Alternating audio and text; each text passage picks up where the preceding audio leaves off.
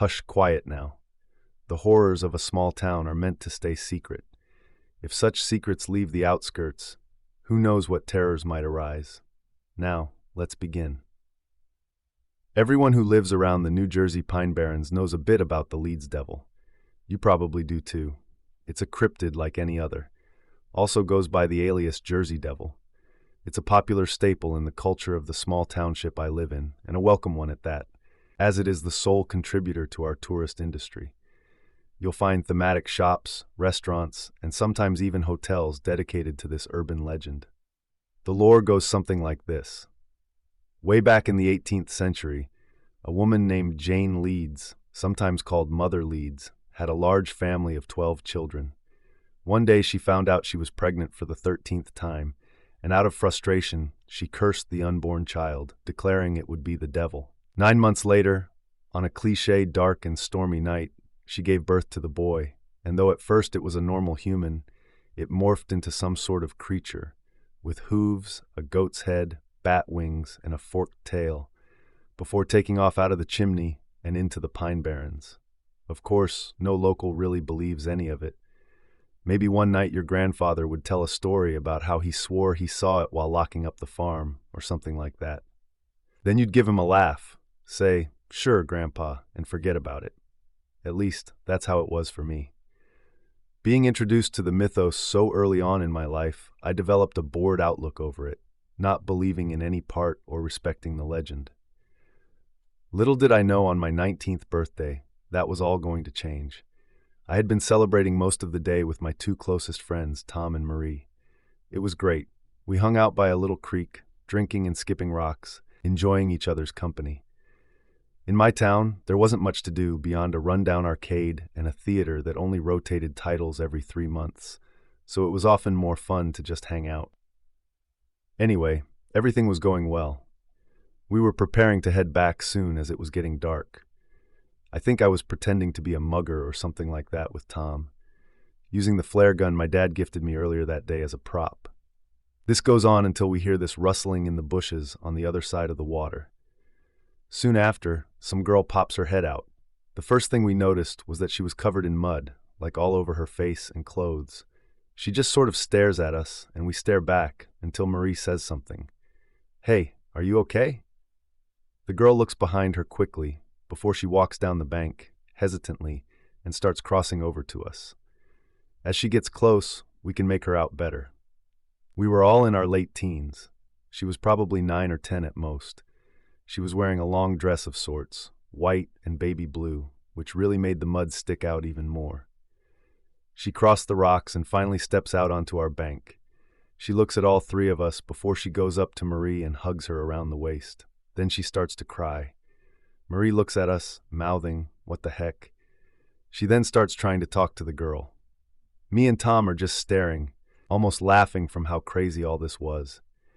Marie pushes her off before asking, "Hey, what's wrong?" She was really sweet about it, considering she was a bit drunk. The girl keeps on crying, and she finally speaks. "I saw a monster," she stammered through tears. Marie looked at us again sarcastically before leaning down to face the girl. "Where are your parents, sweetie? Are you out here all alone?" The girl shakes her head, once again speaking through tears. "I got Mommy, so I ran." Immediately after she said this, we tensed up. It's one thing for a child to imagine a monster in the woods, but what she said just implied something a whole lot worse. The most dangerous thing of nature you'd find up in these woods were snakes, but not ones that could take humans down easily. And the scariest thing you'd find, probably a bobcat. Still, I thought a little kid would be more inclined to call a bobcat a kitty rather than a monster, even if it did attack their parent. Tom spoke up after that. He was never one to stay quiet when he got nervous. "A monster, huh? What did it look like?" Marie glared at him, angry that he was just scaring the girl more. She replied, though. It was loud. Marie got her attention once more. "What's your name, sweetie?" As she asked, I remember Tom muttering something under his breath about asking what it looked like, not what it sounded like. The little girl said her name was Clara. After a bit more introduction, Marie prompted us. "So what do we do?" The girl just stood there real quiet, sniffling a little. "Well, it's about to get dark." Let's take her back with us, and we can call the cops or something. Everyone seemed in agreement with my suggestion, so we picked up our bottles and started heading back up the path that led to the road, with Marie holding Clara's hand along the way. On the walk, I felt a little bad that we didn't try to find her parents.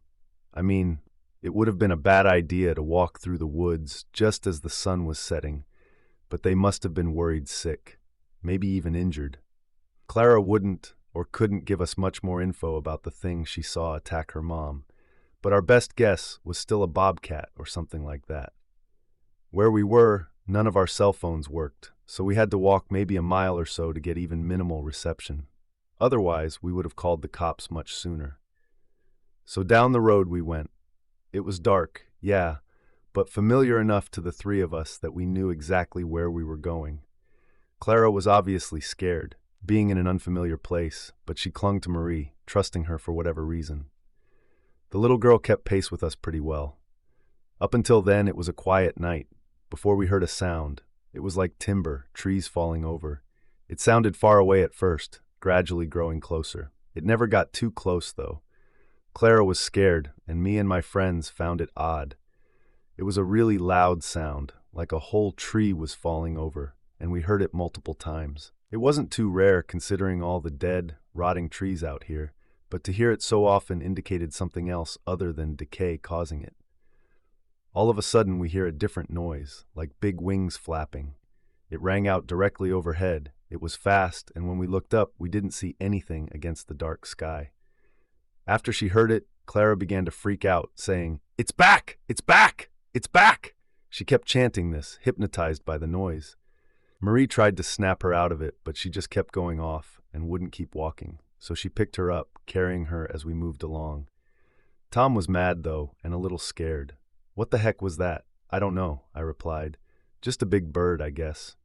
"Well, why is she so freaked out?" He points to Clara. "She's a kid, Tom. Leave her alone." All the while, that little girl kept repeating, "It's back! It's back!" as if having a panic attack. Though she became quieter after Marie scooped her up, I remember Tom spinning around to return the argument.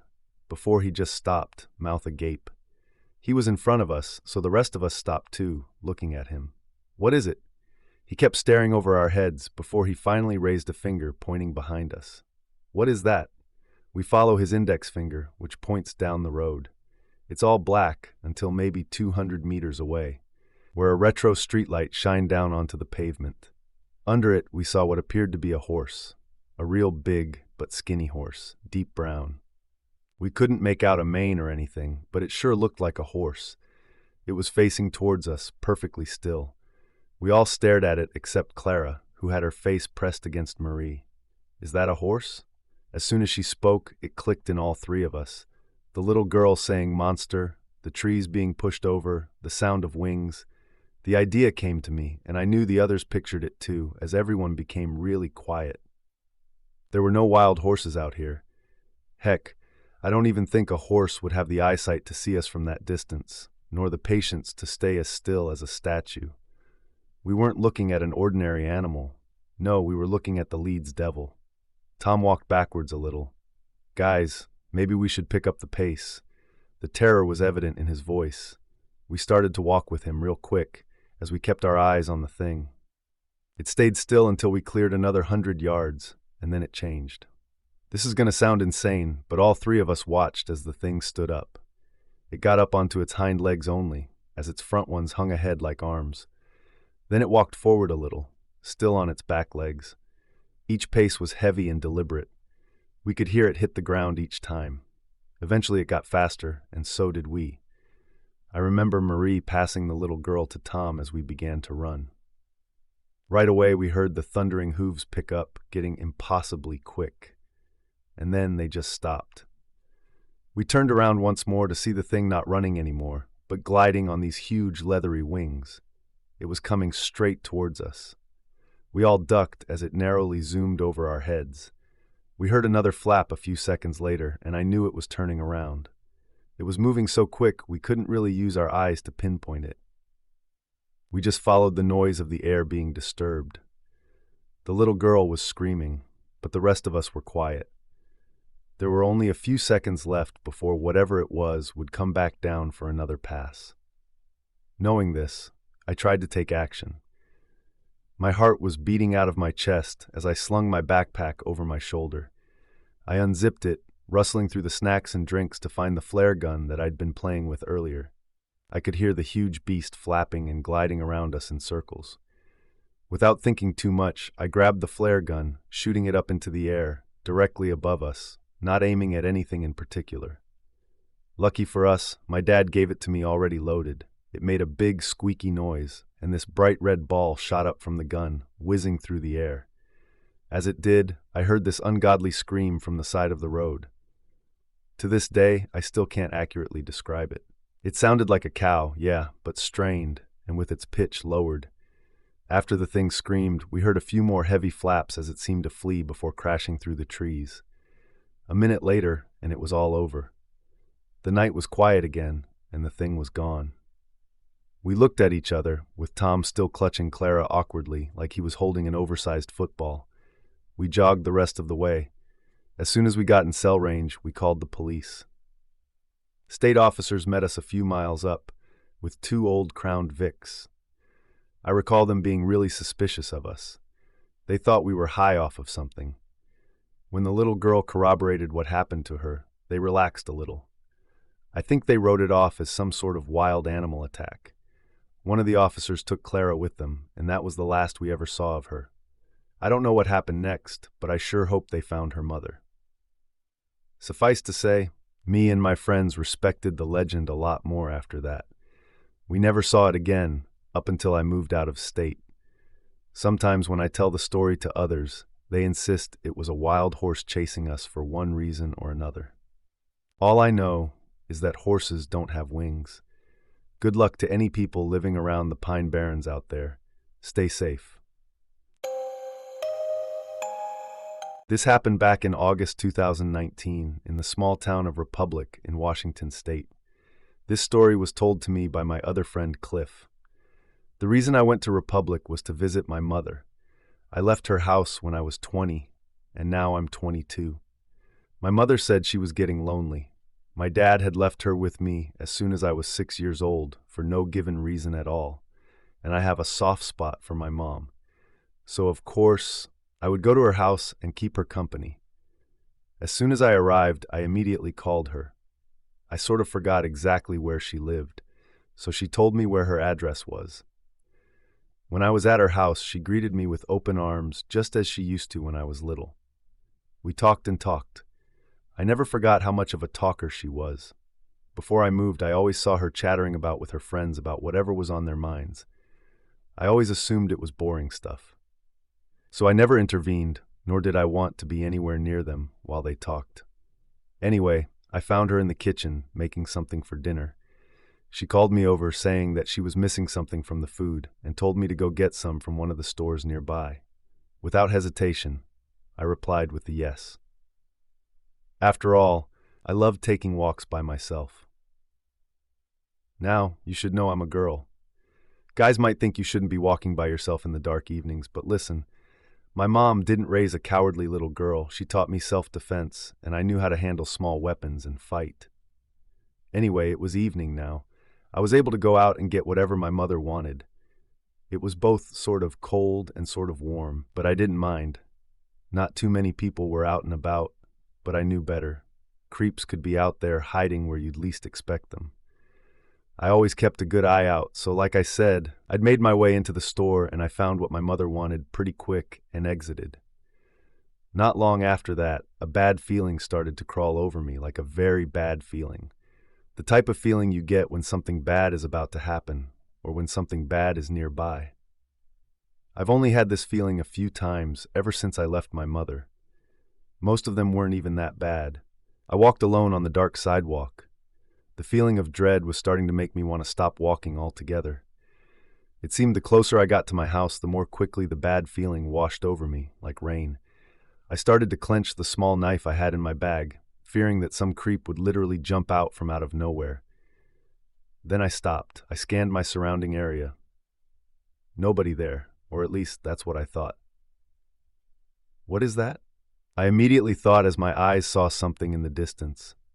From what I could tell, it seemed to be a person, your normal everyday person you see on the street. They were about 6 feet tall, easily taller than my 5-foot self. But they were just standing there, not moving. People could be still, but never completely. Not like that. I began to wonder if it was even a person at all. Then I took out my phone and shone my light at it. The unthinkable happened. Things are supposed to be brighter when light is shown on them, right? I guess everyone has heard about a Craigslist horror story, but no one expects to end up in one. I'd been thinking about leaving the city life behind for a while now. Guess I couldn't stand the bustle of the city anymore and longed for a more remote life. I'd saved up quite a bit of money over the years and decided to buy a house. When I saw the prices, though, my jaw dropped. I'd expected that buying a house was expensive, but I'd never thought that expensive. In my desperation, I opened Craigslist. I didn't expect to find anything there, but that's exactly what I did. The ad was as simple as it could be. Small house for sale, way below market value. I clicked on it in an instant. When I saw the price, though, I was sure the seller had made a mistake. There was no way someone would sell a house that cheap. The place looked decent from what I saw in the pictures. Eventually, I found the seller's phone number and called him. I honestly expected the price to be a mistake. Heck, maybe it was all a scam. Instead, I found myself on a call with a man named Wilbert Johnson. When he told me the place was still available, the first thing I asked about was the price. The old man assured me there was no mistake. It was an old house, he said, in the middle of nowhere, and he wanted to get the sell over with as soon as possible. There was a catch, though. He wanted the payment in cash only, because he did not trust the banks or any of their real estate agents. Some other people had shown interest before me, he said, but they'd all gotten cold feet at the mention of this. I didn't see a problem with it. Heck, things would be way quicker that way. I guess that was my first mistake. To make a long story short, a week later on a Saturday morning, I found myself on the 3-hour drive to old Wilbert's house, which I hoped would soon be mine. When I arrived, the old man greeted me with a bright smile. He was a sturdy, hard man in his late 50s, from what I could tell. He asked as he reached out to greet me. I nodded. Yes, sir. Well, that's the place, he said, and stepped aside to allow me a better view of the small house. I had to look around for a bit before I stepped inside. The moment I did, the old floorboards welcomed me with a loud creak. The moment it happened, an anxious expression washed over the man's face. Guess you were right, I said, laughing. The place is pretty old and sure has character, though. When he heard that, relief flooded over his face and his smile returned. Oh, that it has. Been living here for over 30-odd years. Now then, how come you're selling it that cheap? The old man was quiet for a bit. His eyes wandered for a bit before he sighed. Tell you what, there's no reason to keep it to myself. It's because of Lisa's disappearance. Lisa? Another sigh followed. My wife, Elizabeth. Been almost 2 months now since she vanished. Walked right out that door over there and never returned. No one's seen her, no one's heard a thing. Just like that, vanished without a trace. Crap, I'm so sorry. I had no idea. Nothing to do with you. He cut me off, did everything I could. Talked to the neighbors, then the cops. Well, they searched half the damned county, but they found nothing. I kept searching, but by now, his voice trilled off as he shook his head. Can't keep living here. Everything reminds me of her. That painting over there, she drew it a good 20 years ago. See that tablecloth? She bought it at a flea market a couple of years back. Isn't it beautiful, Wilbert? She'd ask. Been stuck with the ugly thing ever since. Never I see it, I can't help but wonder where she went and what happened to her. It's just too much. He broke up, his voice trilling off.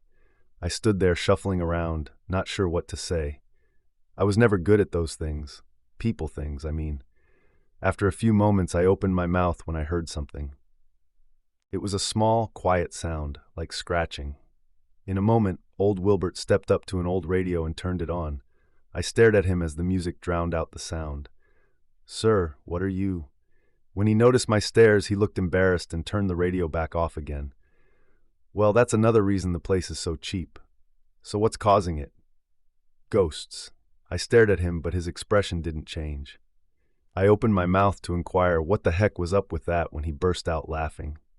God dang it, I'm pulling your leg. It's rodents. We've had a problem with the dang beasts for half a decade now. Dunno where the buggers come from, but they sure are persistent. They're digging through the dirt outside and crawl into the walls. Never been able to figure out how they do it. Might as well be a cat in there, too.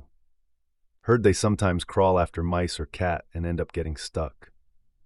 I shrugged. Well, I plan on renovating the place anyway. Remember you telling me about that. I've got quite a bit of junk stored up. Been planning to give the place a good old once-over myself, but with Lisa going missing and all that, I never had time to do it. With that, he led me to his garage and presented me with an assortment of tools and materials. Tell you what, I'll add it all to the house for free. God knows I can't take it with me anyway, and I sure as heck won't need it anymore. Think it is an apology for not telling you about the rodents beforehand.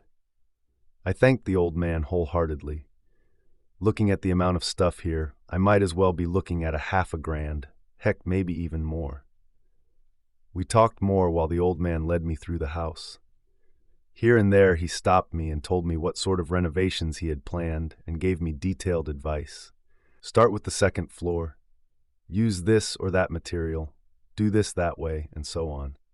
It sounded like solid advice, and I could tell the old man knew what he was talking about. Once the tour was over, we took on the sale, and I arranged to be back in a few days to finalize everything. The old man, in turn, told me he'd put together a little write-up of all the renovation advice. Once I was back, I handed him the money. He sighed again. Guess there's one last thing I gotta tell you. This place, well, it's got a history. I looked up. First the rodents, and now what? It's probably all nonsense. He started shaking his head, but Lisa always talked about that stuff. She sat back in the day when folks still owned slaves. There had been a lynching out here. Never gave much of a ding about her old tales, but this time I couldn't help but laugh. Was he pulling my leg again? Tell you what, I never believed in any of it. But Lisa swore she heard wailing and crying in the middle of the night. To be honest, I think it's just those dang kids down by the creek. What kids? There's this old shack down by the creek, not too far from here. Some local kids, teenagers mostly, hang out there getting drunk and causing all kinds of trouble during the night. Well, it doesn't sound like anything I can't handle. It was a few minutes later that we shook on the deal. The old man handed me his notes and told me he'd written down his phone number. If I had questions about the renovations, I could call him. Once he'd driven off, I stared at what would be my new home. Quite the place, I thought. Sure, I'd have to put in quite a bit of work, but there was no way I'd get a cheaper property anywhere. For the first couple of nights, I didn't sleep in the place. There was still all the old man's furniture in there. Now to feel comfortable here, I'd have to get rid of his stuff first. To be honest, it felt weird, disposing of someone's entire life and memories like that. Even worse was the darn scratching. It was there again and again. Sometimes it was quiet, sometimes it was more frantic. Maybe there really was a cat stuck somewhere. I shuddered a bit. I liked cats, and I didn't want to think about one of them suffocating in my walls. The next day, my friend Mike arrived. I told him about the house I was buying, and he said he'd be happy to help me out with the renovations. To be honest, I think he wanted to get away from his wife and kids for a bit. Do some good old handiwork. Share a couple of cool ones with an old buddy. Well, it's quite the place.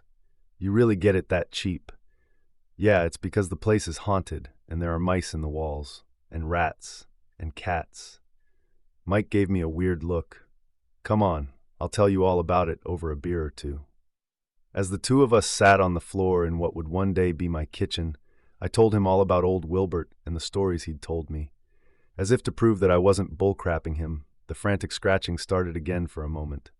He listened intently. Doesn't sound like mice to me. Could be rats, though. We're better off getting some poison or calling an exterminator. I considered it for a moment, but then I shook my head. If we get an exterminator, they'll cover the entire place in chemicals or God knows what. I'd rather get started on the renovations. Mike shrugged. Well, I warned you. Don't blame me if we find some giant rat colony in one of the walls here. We shared another beer before we started on the work. There was a lot to do. The floorboards were old and rotten in many places. The wallpaper was stained and old-fashioned, and some partition walls had to go, I decided. Either way, we had a busy few days ahead of us. Heck, maybe even a week. It wasn't long before we resorted to the old man's method of turning on the radio. The scratching, while quiet, was still somewhat distracting. Mike and I made some decent progress the first day.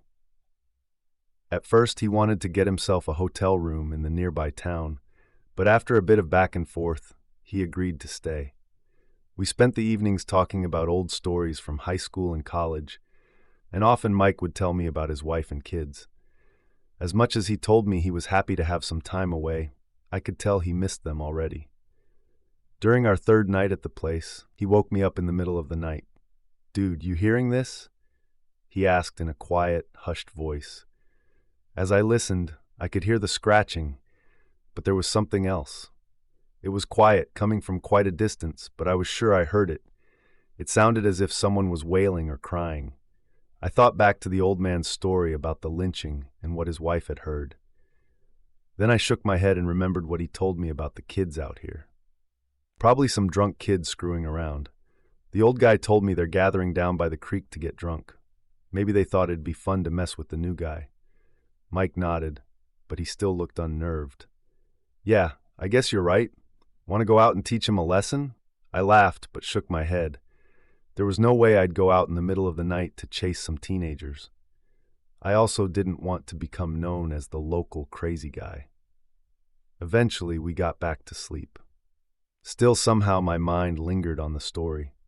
That scratching, that wailing. There was something about it that didn't seem to fit. The next day, busy with renovations again, I'd already pushed all those thoughts away.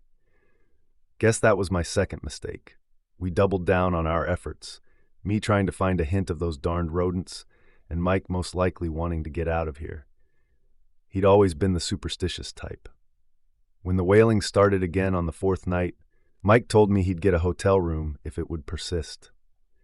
I retorted that it was those kids again, but this time he wouldn't have it. "Yeah, so you're telling me there's some group of kids out there that got nothing better to do in the middle of the night, 2 times in a row? Heck, man, I don't know. Maybe it's a cat stuck somewhere. I sure as heck don't believe there are any freaking ghosts." Mike grunted but said nothing. For a while I considered going out there to figure out who or what was causing it, but not long after I drifted off to sleep again. At this point, we were on the 5th day of renovations. The place was almost barren by now. We'd started on the upper floor first. After that, we'd taken down the partition walls and had stripped down the old wallpaper. Not knowing too much about renovations myself, I'd followed the old man's guidelines almost to the letter. That was my third mistake. "So what else do you want me to take care of?" "Well, you could clean the garage for starters, and that lawn looks like it hasn't been cut in months." "All right, hilarious, Mark," he said when he saw the enormous grin on my face. "Tell you what," I started, "how about we take a bit of a break for the rest of the day? Tomorrow we take care of the floorboards down here, and that's it. God knows those need to be replaced." As if to prove what I'd said, I switched my balance a bit, and the floorboards creaked in answer. "Sounds good, but if we hear any weird noises again, I'm out of here." I sighed but nodded. Then I realized something. I had heard none of the scratching today. Maybe our ruckus had driven off whatever rodents had infested the place. I didn't know a dang thing about mice or rats. That night we sat together until long after midnight. I'd brought out my old laptop, and we spent the entire time with some old movies and a bottle of whiskey. Not a sound was heard all night. No more scratching, and sure as heck no wailing. "Told you there were no ghosts here," I slurred. "Yeah, whatever," Mike said, laughing. Taking care of the old floorboards was much tougher than I'd imagined, with a hangover that is. Still, somehow we made decent enough progress, and by noon we were done with the first half of the house. "Guess those rats really are gone, aren't they?" I shrugged. "Guess so, not a sound. To be honest, I half expected them to linger below those old boards. Sure hope they stay the heck away." We continued joking around and having a good time. It all changed when we found the basement. As we removed the floorboards in the old man's storage room, we stumbled upon an old hatch. Once our initial surprise was over, we pried it open, revealing a staircase. "All right, man, what the heck? The basement, I guess," I said matter-of-factly. "Yeah, I ain't blind, but why the heck is it hidden like that?" Things still hadn't clicked. Who knows? Maybe he just didn't use it. Heck, maybe it was infested by rodents, so he sealed it off. Yeah, or it's his secret serial killer basement. Dude, not funny, I cursed. All right, you want to check it out? As I looked down the dark stairs that led somewhere below, a feeling of apprehension washed over me. I didn't feel so sure about my words anymore. Finally, I nodded. We each got a hold of a flashlight and started our descent. There was no light down there, and for a moment I half expected the old hatch to be thrown shut by no other than old Wilbert himself. "Crap, man, this is creepy," I mumbled. "Will you stop? I don't like this any more than you do." Once we'd made it down the stairs, we found ourselves in a small, damp room. It was empty. "Small, isn't it?" "Sure is," I said. The entire basement was no bigger than one of the rooms above. Wasn't a basement usually the same size as the house? "At least there are no rats," I said. "Yeah, but this wall here's kind of weird." "What do you mean?" Well, he started, "Look at the moss and the dirt on all the others. This one's different. Looks kind of new to me." Now that he'd said it, I noticed it too. Sure, the wall was as damp as the rest, but there was no moss on it or anything. I watched as Mike reached out his hand and knocked against the wall. "What are you doing?" I asked. "Shh." He shushed me. He went to one of the other walls and knocked there, then came back and knocked again. "Sounds hollow." We both stared at each other. "You think that's where the rodents came from?" A minute later, we were down there again, starting to tear down the wall. After a few heavy hits, the first of the bricks collapsed inwards. I instinctively took a step back, expecting rats or mice to pour from the hole, but there was nothing. We inched forward, peeking into the hole, and that's when we realized what this was. The second half of the basement. Mike had already gotten his flashlight and beamed inside. At first we saw nothing, but then we saw something on the floor. No, not something. There's someone inside. I pressed out. We redoubled our efforts, and soon we'd broken down enough of the wall to enter. The person inside had long gray hair, wore a dirty nightgown, and was female. The old woman's face was frozen into a mask of perpetual terror, and she was without a doubt dead. When I saw the long, bloody scratch marks all over the walls, it finally clicked. A moment later, I was back upstairs and I called the police, telling them what I'd found. There was no need for them to tell me the woman's name. The moment I'd understood what was going on here, I knew who she was. She was Elizabeth Johnson, the old man's wife. Well, that brings us to the end of today's episode. I hope you enjoyed it. Remember to stay safe out there because this world is full of strange and terrifying things. If you like and enjoyed these stories, then hit the like button, press the notification bell, and subscribe for more spine-tingling content, and we will see you in the next story.